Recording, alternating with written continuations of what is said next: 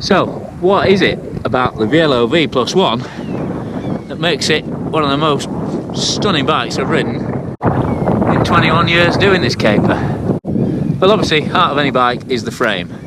So you've got that 870 gram, super light, super compliant frame, 400 gram fork there, but the detailing on it, that little stainless steel disc brake protector there, the low profile fork mount, sorry, low profile rack mount, internal cable routing for the disc brake hose, masses of tyre clearance there.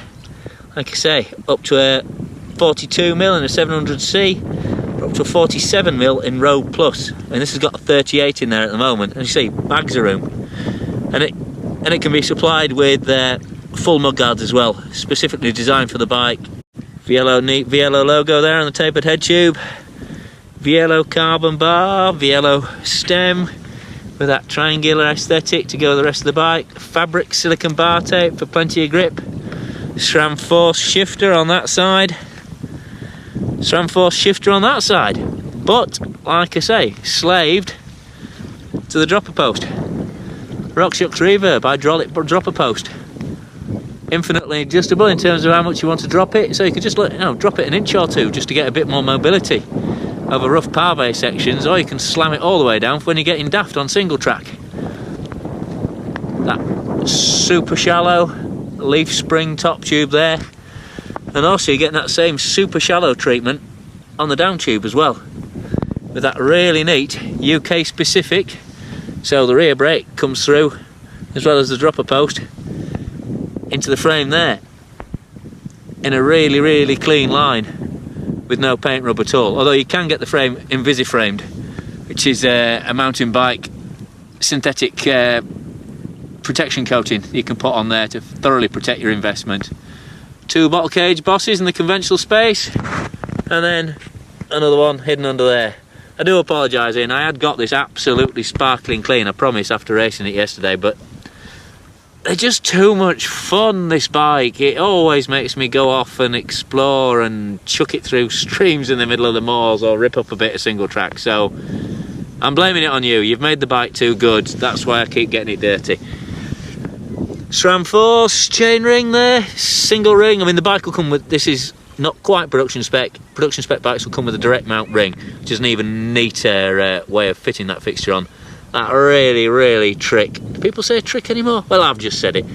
All black chain there, massive 1042 rear block, SRAM force rear mech. So you've got all the gears you could possibly need, even when you're absolutely knackered and you're fairly loaded up. DT Swiss CR 1600, that's from their latest generation, all road rims, and that Schwalbe G1 speed tail E tyre. I should probably show it up here really, a bit more visible. So, really smooth, file tread in terms of road speed, but a remarkable amount of grip you're getting from the compound on there. But it's these stays that really are the showpiece of the bike in terms of ride quality. As well as that compliance from the slender bits up the front, you've just got these beautifully curved stays. And then that shallowing, that's a good way of showing it. Fisheye can do some wonky things, but that really works in the way of showing these stays. And that bend in them, that actually gives them a certain amount of spring as standard. They're actually loaded before you even get on the bike, so it's quite an actively sprung feel. And yet somehow, because it's so light and it's so taut down in this big press fit bottom bracket area, it still absolutely explodes when you add your watts into the equation. I mean, this is a feisty bike under power. It certainly didn't struggle to put some people in the pain cave yesterday on the off-road climbing sections. It's just a shame my legs couldn't carry it all the way through. Anyway, back to the rear of the bike, 140mm rotor there on post mount. Now, not quite as up, you might say, not quite as up to date as a flat mount, but it gives you the ability to put an adapter in here to bring it up for an even bigger rotor if you want more stopping power. Those really neat 12mm through axles there. It's for extra security and extra stiffness in the back end, but remarkably without spoiling that compliance, because a lot of through axle bikes really, you know, having that extra carbon in there and the extra strength needed around a through axle rear end and a disc brake rear end can really affect ride quality, but far from it on this bike. Tracking round now, back up that slender down tube, there's another view of it there. Beautiful throw to the bike, you know, that's where it really sings in terms of that road compliance. And then down that neat fork leg to another 12mm axle and another post mount brake mount there, and 170mm rotor, a very rare rotor, but adds a bit more power than a 160.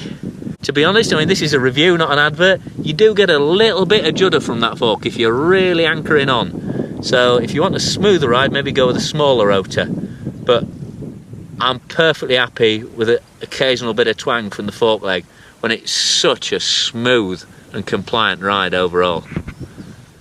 And just pulling back from it now, I mean, it's just such a stunning bike. It really is. I mean, I have all sorts of bikes in the workshop. All sorts of, you know, some real exotica. But very, very few bikes have just had the adoration, I'm going to say adoration and just appreciation for just the sweet lines. Not just from an engineering point of view, but it's just a beautiful bike to look at. It's a beautiful bike to ride. Vielo have done an amazing job. I mean, like I say, UK designers, extremely experienced UK design team, and they've been in this game longer than I have, working for all sorts of other brands. And if you watch the interview with Ian Hughes, that's also on this site, it's a great story. They finally decided just to put everything they know into a bike that they think is perfect for the vast majority of UK conditions, whether that's mucking about on single track or tackling the worst that the UK roads these days can throw at you.